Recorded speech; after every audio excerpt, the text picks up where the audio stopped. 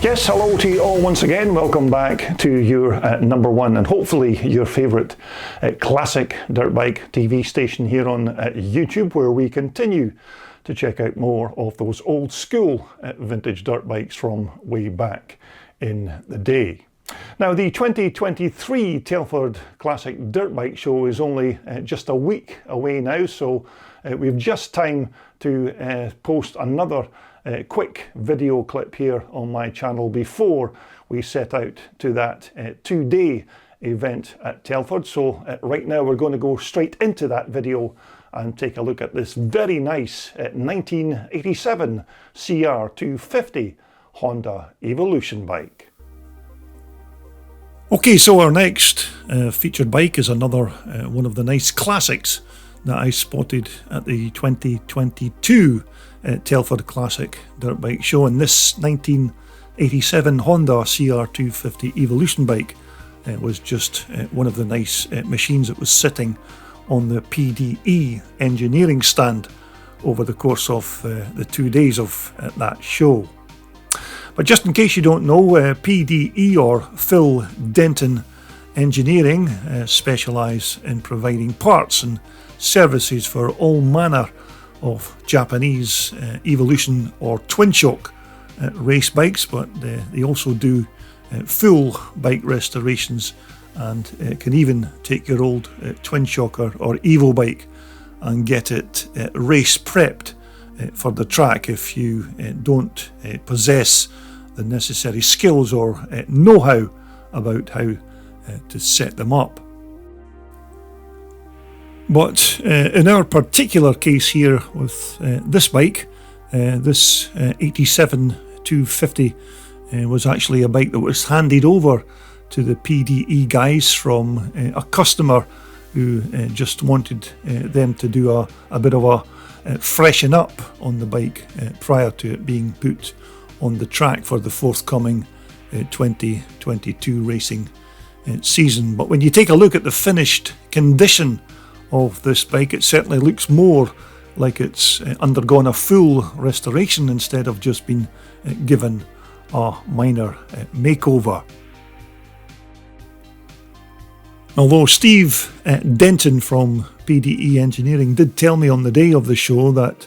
in actual fact the condition of this bike prior to any work being done on it was pretty good, but nevertheless the bike was still given a full inspection of all its parts and a cosmetic tidy up, so that it was fully ready for its first race day. But the main reason that the bike was actually sitting here on the P.D.E stand on the day was that the customer was scheduled to pick the bike up not long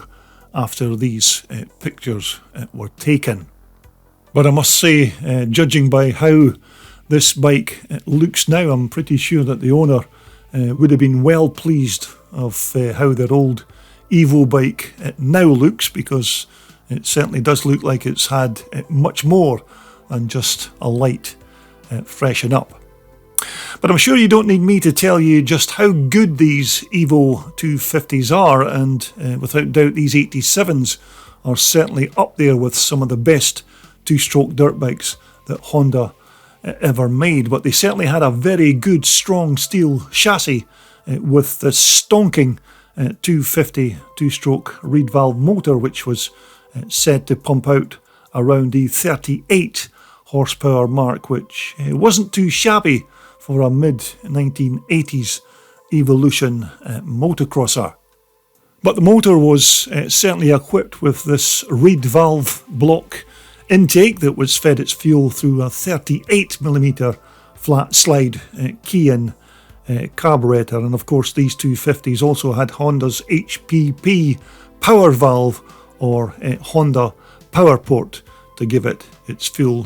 title. But basically this valve started to open when the engine was at around 6,500 revs before it then of course took off like the proverbial ballistic missile. And as we move on to the motor's transmission side, we had a 5-speed gearbox and your usual wet multi-plate clutch. But as a complete package, this 250 motor was such a fantastic engine and was hugely popular with motocross racers all around the globe, and even here in 2023 used examples of these CR250s are in such high demand, and good condition examples still fetch top money when they come up for sale, which is testament to the longevity and popularity of these fantastic Evolution bikes. And also on our 87 CR250s, these were all fitted with Honda's fantastic Pro-Link rear swing arm and suspension system, and it certainly looks like those P.D.E guys have also given the bike a full chain and sprocket kit during its refurbishment.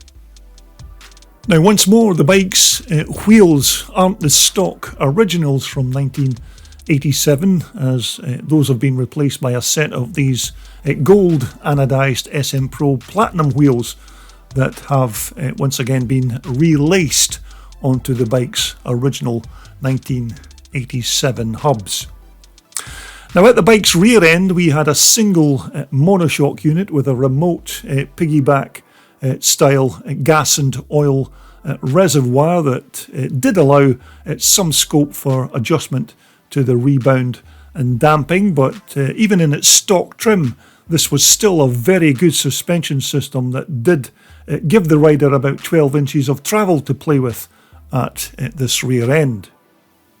And again, because this was a Honda, it did have very good front suspension, and as I remember, I think these were a pair of 38mm Showa forks that would have been bolted onto our 250 chassis in 1987. But again, these were very good forks, even in their stock settings.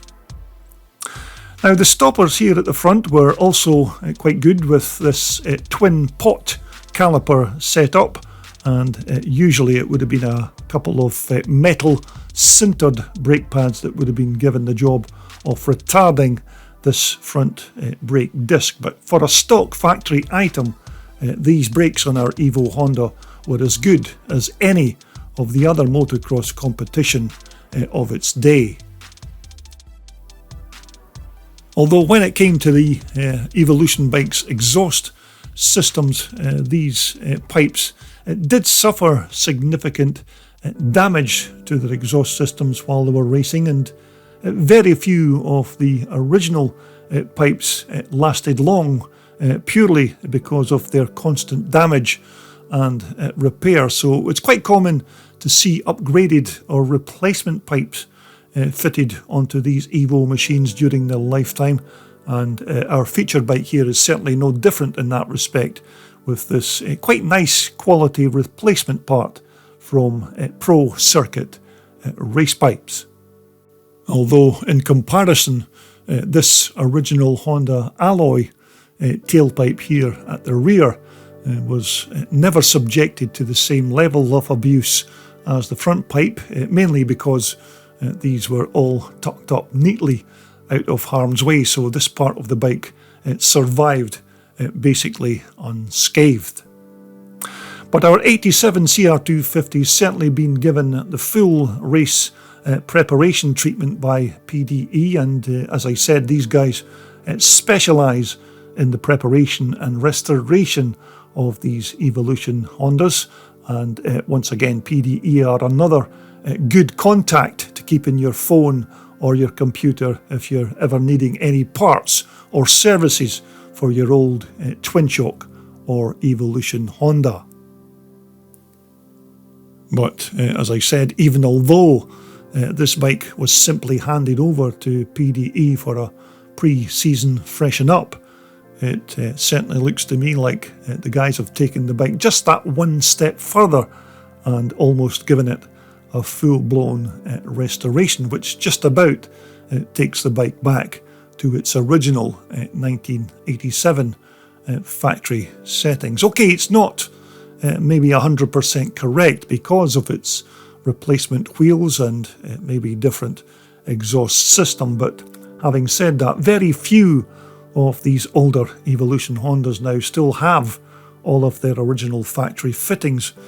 on them nowadays, and it's quite common to see them with new upgrades or even other exotic parts still bolted onto them. But our 87 CR250 wasn't just given its makeover to make it look good sitting here on the P.D.E engineering stand at the show. As I said, the main reason it was here at all was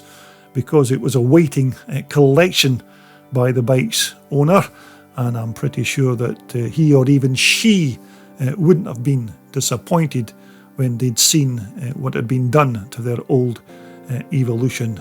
race bike. But for me, personally speaking, I still think that these 87 CR250 Hondas are still among some of the nicest bikes in motocross, and that includes some of today's modern examples. But yet again, another fantastic piece of work from the guys at Phil Denton Engineering. Well, there you have it. I do hope you enjoyed that very quick look around that lovely Phil Denton Engineering 1987 CR250 Honda Evolution bike. Just one of the many classics that you can take a look at the Telford Classic Dirt Bike Show. But when we return to my channel, we will be featuring this very rare 1980 Aprilia 125 MX machine. Now, this particular bike is not a refurbished or restored